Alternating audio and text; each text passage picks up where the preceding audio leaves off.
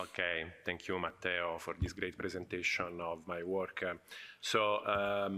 I will make some remarks and comments on principally on the status of the concept of the notion and the concept of techno-feudalism today within the recent discussions. And because the recent discussion of the current transformations of capitalism raises some crucial questions. Most significantly, whether the changes affecting what Marx in Capital called the material content of the mode of production also influence its social form, transforming it into something different to what it has been for at least the last 3 centuries. Of course, this is not new to Marxism. The debate on the genesis of imperialism in the early 20th century already engaged with this problematic. On the one hand, there were those, such as Lenin, who, while emphasizing the qualitative transformation of the material base of the mode of production, insisted that imperialism was a superstructure of capitalism, and so could not alter its foundation in the generalization of commodity production and circulation. On the other hand, there were those, such as Hobson in the liberal socialist camp and Bukharin in the Marxist camp, who insisted that, at least at national level, the process of monopoly formation was independent of inter-capitalist competition. Subsequent discussions initiated by Lenin's reflections on the experience of the German command economy during the First World War, which explored the formation first of the monopoly capitalism and then of the state monopoly capitalism, also touched upon the same questions. It is the monopolistic form that starts to become the essence of capitalism. The functioning of the law of value is fundamentally transformed.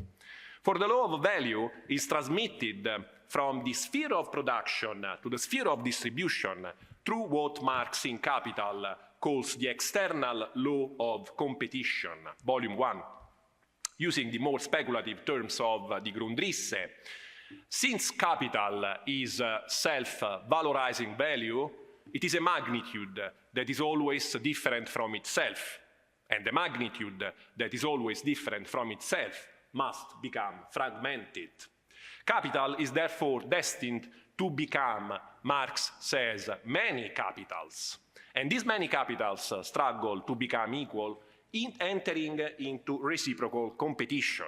But what happens to the law of value when competition among these many capitals is called into question by the formation of monopolies, which systematically obtain extra profits, super profits, etc., etc.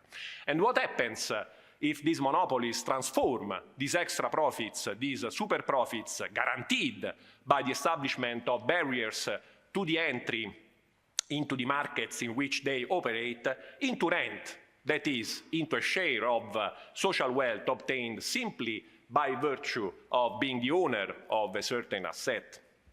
A significant debate flared up on this issue in the 60s and 70s, which it is worth taking up even today, again today. We are referring even not so much, or at least not exclusively, to Monopoly Capital by Baran and Zwizzy, well-known Monopoly Capital book by Baran and Zwizzy, which controversially asserted a law of the tendency of the surplus to grow against the law of the tendency of the rate of profit to fall, which it held to be valid only for competitive capitalism. Instead, we are referring to Ernest Mandel's investigation in late capitalism, taking as his starting point the third industrial revolution, that of automation and numerical control, which reduced the life cycle of fixed capital and accelerated technological innovation.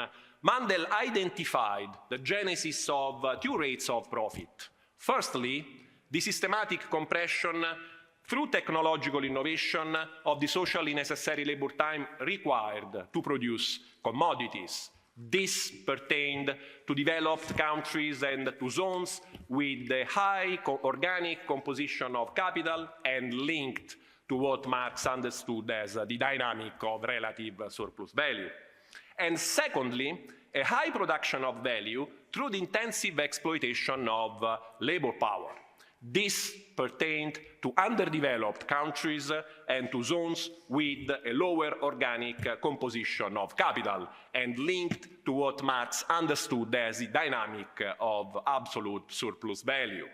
However, through a set, an ensemble of mechanisms that include exchange with the commodities of higher organic composition of capital, produced in the center of imperialism, this production of value flows back into the developed countries. Whatever we think of Mandel's thesis, which indeed was contested by Elmar Altvater, who denied that at that time that there could be two differentiated and non-converging rates of profit on a world scale, it is difficult to affirm the existence of two differentiated rates of profit at the global level in relation to the stage of so-called globalization. What has disappeared during this stage is the twofold presupposition of Mandel's analysis. Firstly, that the dynamic of relative surplus value, the combination of IDEST, the combination of technological innovation and the rising real wages of labor power, has not been established in the so-called underdeveloped countries. And secondly, that there exist mechanisms that privilege the transfer of value towards and the investment of capital in the countries of the imperialist center. There is no need here, because it is already been done extensively before and elsewhere, to engage in extensive analysis of outsourcing, productive delocalization, the relocation of manufacturing production to formerly underdeveloped countries, or the end of catching up. It is enough to say that there has been the same huge economic growth in China that has thrown into crisis the mechanism of value transfer towards the traditional imperialist centers and capital investment in those same countries. It is at this point in history which is incredibly complicated and which I have here only briefly summarized, that the hypothesis of techno-feudalism emerges. This approach proposes that the current mode of production is no longer properly capitalist, or rather, returning to the language of the Grundrisse, that the capitalist form is no longer the dominant form in the use of material content, in the use of the productive forces. The scientific literature on this subject, such as that by Yannis Varoufakis, Mackenzie Ward, Jody Dean, and Cedric Durand, on the one hand, maintains on the one hand that the principal productive force is now the circulation and the generalization of data and information, and this does no longer material, but immaterial and intangible, which has triggered a dynamic of growth that can no longer be borne by capitalist relations of production. And on the other hand, that from this growth, particularly from the crisis of 2008 onwards, enormous high-tech combinate positioned between material production and final consumption extract immense resources from both, which are then further increased by the expansionary monetary policies of the central banks that, by flooding financial markets with liquidity, drive the capitalization steeply upward. According to this position, demonopolization of processes of data extraction, digital enclosure, and capital convergence, for example, the financialization through digital platforms of traditional ground rent, combined with the detachment of monetary wealth from any material base, produces a new configuration of social and economic relations, no longer governed by the profit motive, but by rent. After an initial phase in which this was described using categories such platform capitalism or surveillance capitalism, where the novelty could be read only in the adjective, there followed a phase in which novelty was seen in the dominant form of the mode of production itself. Here, a theoretical question arises that is internal to critical theory and contemporary Marxism.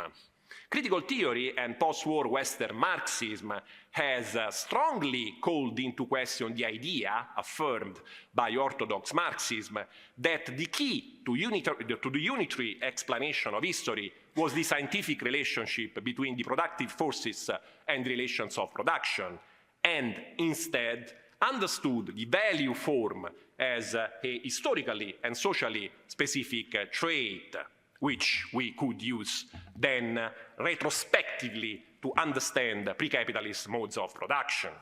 However, it seems that in order to interrogate the current transition from capitalism to techno-feudalism, we must return to the classical relationship between productive forces and relations of production. As Mackenzie Work has argued, it is only a vulgar materialistic Marxism rather than the sophisticated Marxism of the value form inherited from Lukács and Adorno that can center the dynamic power of the new productive forces of data and information and call into question these relations of production. Even Cédric Durand, how Silicon Valley unleashed techno-feudalism, the most rigorous work amongst the various recent studies of techno-feudalism, to me, sets aside the analysis of value form, moving instead within the framework of the relationship between productive forces and relations of production. Unlike Mackenzie Work, however, Durand does not think that information has become the principal factor in the production of wealth, because, sharing Duncan Foley's critique of cognitive capitalism, it is always human beings who create and use information while producing and reproducing the conditions for the satisfaction of their needs. But it remains true for Durand that the market's traditional mode of operation is out of joint. Big data, algorithms, and artificial intelligence modify both the price form as the principal informational source for activating and concluding transactions and the decision-making process of market agents, who can thus avoid cognitive biases and adopt more coherent behavior patterns. This, however, does not generate the hypothesis of techno-feudalism. One could even argue, this time in keeping not with Mandel's late capitalism, but with his in defense of socialist planning, that big data, algorithms, and artificial intelligence merely initiate a new phase in the already increasing socialization of production and reproduction, alongside, as Matteo Pasquinelli points out, the configuration of new and more powerful forms of the social and international division of labor. Writing 40 years ago, Mandel emphasized contra Hayek, against Hayek, that in the context of this socialization, human beings no longer respond to price signals and fluctuations in order to orient their economic behavior. These behaviors instead find their rationale and even their homogeneity outside the market, in connection with patterns of consumption and techniques of production that are socially predetermined. For instance, in relation to consumption patterns, if the prices of basic necessities fluctuate, the consumption behaviors of the masses will not necessarily change accordingly, because they satisfy basic fundamental needs. Changes will instead occur in the consumption of those goods whose elasticity is greater. But this reasoning could also be extended to other factors. For instance, Hegel's observation that making Sunday a day of rest from work and consumption was not decided for reasons of work and consumption, but as a result of mass religious and ideological behavior external to the market. Durand is aware of this issue and so reorients the entire problematic of techno-feudalism around the question of rent. Whereas in capitalism, surplus value is the product of the investment of money capital in the process of production, which, being subject to the constraints of competition, is compelled through technological innovation to take advantage of the difference between the individual value and the social value of the commodity, in techno-feudalism, an identity between digital assets and their users is created, which imposes a block on competition because users cannot migrate from one digital asset to another. Those who control digital assets can thus extort value without engaging in the process of production, indeed by keeping their distance from it, as occurs with every rentier class. And so, a relationship of capture replaces that of exploitation. Yet, even this might not really correspond to rent, especially in its original form, as absolute rent. Those who create an identity between digital assets and users establish a barrier that clearly creates a strong disincentive to migrate from one digital asset to another, but it is unclear whether this barrier is structurally insurmountable. The original form of rent implies not only a monopoly over any resource whatsoever, but over a constitutively scarce resource. This is the case of ground rent and urban rent, where the ownership of more or less fertile land or the ownership of land more or less favorable to urban planning is monopolistic to the same degree that it is scarce, making it possible to exclude not only proletarians who have no property, but also other property owners who might be interested in gaining access to it. For Durand, this scarce resource appropriated by the big high-tech monopolies is data flows. I quote from him.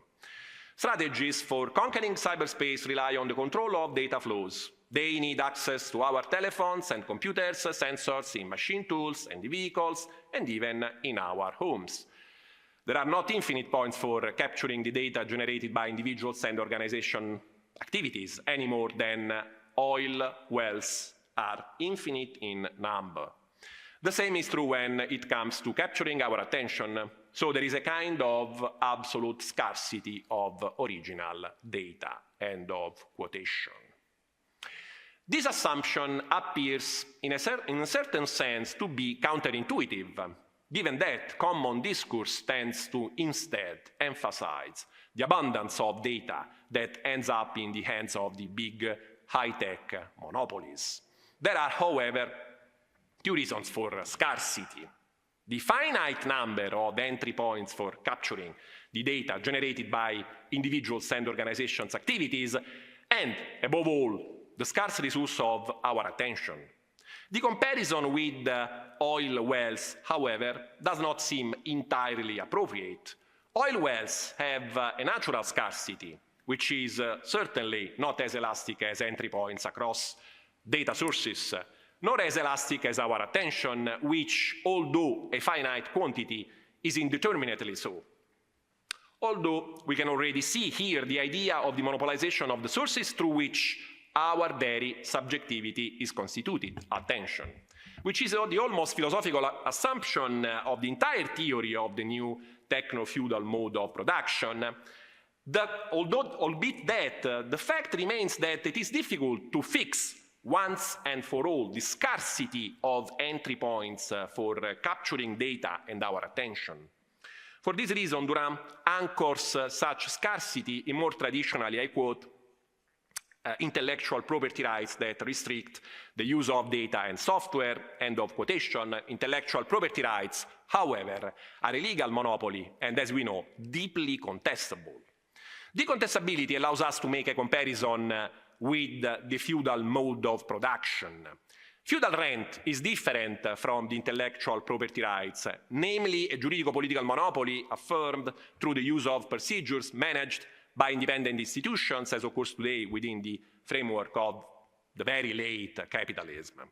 Feudal rent was indeed a juridico-political monopoly, but was affirmed and constantly guaranteed by a superiority of a military kind, by a monopoly over the means of personal coercion. Hence, rapidly moving to the present, we see the necessity for high-tech monopolies to guarantee their intellectual property rights through what, following Lenin in War and the Revolution, we might describe as the combination, I quote, of the colossal power of capitalism with the colossal power of the state into a single mechanism, bringing tens of millions of people within the single organization of state capitalism, end of quotation from Lenin. But this fusion, we could say symbiosis. Yesterday, Moira and Ben were talking about symbiosis a lot, necessary to indefinitely guarantee the exercise of intellectual property rights is not the only one that exists. The single mechanism of American capitalism is opposed by the single mechanism of other economic powers in a logic which is that of permanent global war. War, or rather extreme politico-economic conflict, is also the basis of those feudal relations of production from which rent arises. Feudal relations of production are not, in fact, constituted only by the proliferation of command centers, by the fusion of the political and economic, by a concentration of wealth in the hands of lords for the consumption of luxury goods, or the maintenance of a retinue of personal servants, or by the forced extraction of surplus generated by direct producers. As Witold Kula explained in his major work, An Economic Theory of the Feudal System, to me, one of the most significant examples of Marxist research into the feudal world, the feudal lord does not limit himself to coercively extracting a certain share of material wealth from what the direct producer has autonomously produced.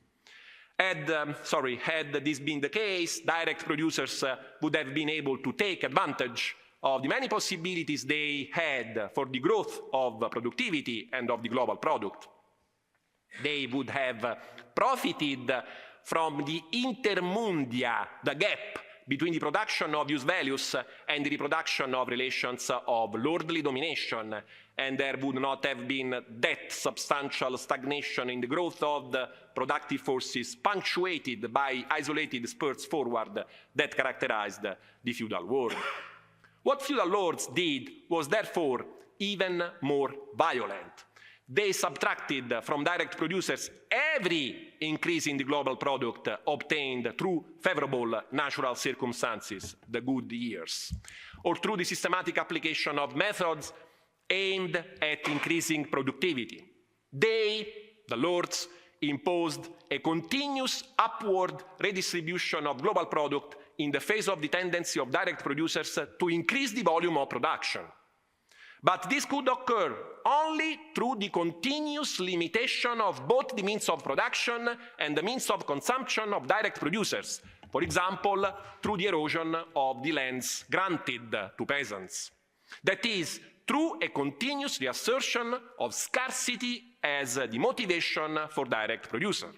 This creates a paradox, necessarily a paradox. The tendency of the surplus to grow, observed by Baran and Sweezy at the level of monopoly capitalism, was in reality a prerogative of the feudal mode of production in a typical Malthusian way. The surplus grew on one side because the deficit grew on the other one. But can an economic enterprise operate permanently in deficit?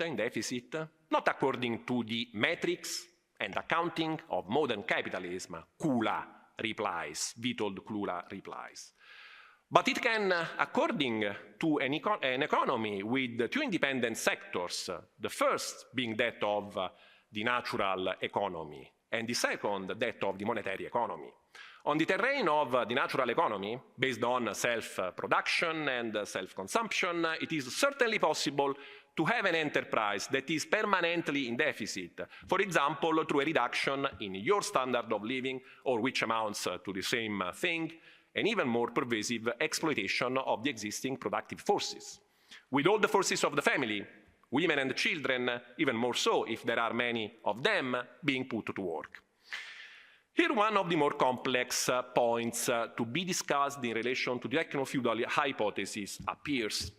Whereas classical feudal rent acts from the outset as a limit, as an obstacle, as a limit on the productive forces, being structurally hostile to any growth in the global product by direct producers, also because when this occurs, direct producers tend to turn to the market, reducing their dependence on the lordly relation, techno-feudalism has to presuppose measured growth in the productive forces in order for its monopolistic practice to take off. It is this over-accumulation, the development of productive forces, that leads me to suppose, despite the plausibility of the techno-feudal account, that the rent with which we are dealing today is still the rent included in the distribution of total social surplus value theorized by Marx in volume 3 of Capital. Indeed, I would go further. The monopolistic rent obtained by the big high-tech combinat presupposes that the complex mechanism described by Marx in volume 3 of Capital is still fully operative, in which absolute rent exists insofar as it can be derived from the difference between the market value of agricultural products and their price of production. This difference, as is well known, could be annulled by the influx into the relevant market of other capitalists who would equalize the market value with the price of production obtained on the worst land. But this cannot occur precisely due to the monopoly of land held by rentiers. As a result, land monopolists extract, indeed, Marx says, extort explicitly, using an ante-litteram language used for any type of mafia, a portion of social surplus value purely by virtue of their title of ownership. I hold that the operativity of this capitalist mechanism is confirmed by the fact that even techno-feudal theorists admit that high-tech monopoly prices presuppose the spoliation of other capitalists and the theft of the social surplus value they have already produced in non-monopolistic sectors. High-tech monopoly rent thus impoverishes society, as feudal rent did, but starting from the already powerful development of the productive forces, without the preceding phase of capital overaccumulation, high-tech monopolization would not have been possible. It is this awareness, moreover, that allowed Ernest Mandel, to postulate a differentiated rate of profit for the technologically advanced monopolistic sector, capable of permanently absorbing the value produced by the non-monopolistic sector. However, there is one substantial difference. In his book, Late Capitalism, the non-monopolistic sector was located mostly in the countries then called underdeveloped, whereas now many of these countries have not only seen a massive general development in their productive forces, but the development of what Xi Jinping and the CCP currently call the new quality productive forces, above all in the high-tech sector. This profoundly changes things. In the absence of favorable terms of trade for Western capitalism and of the possibility of investing abroad due to the local market saturation, with the hope of repatriating profits, as occurred during the Trente Glorieuses, the strengthening of high-tech monopoly means an immediate attack on the living conditions of the Western masses and a further reduction in the standard of living of the middle classes of the developed world.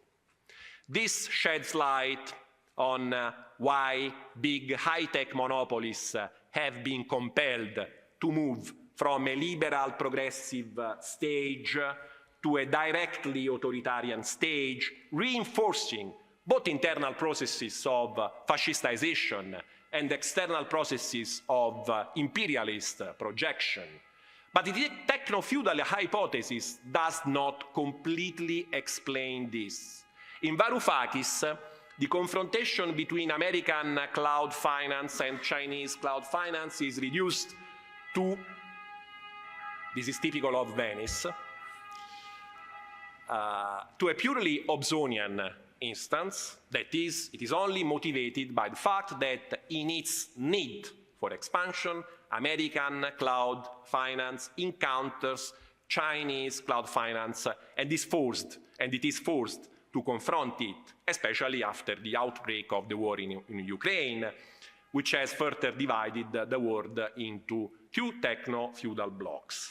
Durand, by contrast, understands the power of Chinese digital players as being due to a mix of exceptional data abundance, greater accessibility, owing to the Confucian ethos that does not recognize Western privacy, and restrictions on access by foreign digital players. However, the reason that American high-tech monopolies push for an intensification of inter-imperialist conflict has not yet, it seems to me, been grasped by the techno-feudal theorists. As we have seen, both feudal and new feudal relations of production are intrinsically associated with conflict and war. But these have a political dimension rather than, as in capitalism, a directly economic one, which derives from the necessity of ensuring the realization of the cycle of total social capital, from the valorization process in production to the circulation of capital across different sectors and its realization on the terrain of the market. The techno-feudal hypothesis lacks an understanding of the material basis of imperialist expansion. But if high-tech monopolization is indeed increasing attacks on the living conditions of the masses, both within the old Trimurti of capitalism, USA, Europe, Japan, and outside it, where must strategic and organizational intervention be made? Is it enough to accept the techno-feudal proposal, which imagines an exodus from the techno-feudal world through the democratization of what monopolies have privatized and sequestered? And if we did accept what seems to be a desirable ideal, what type of organized action could lead us there? Thank you.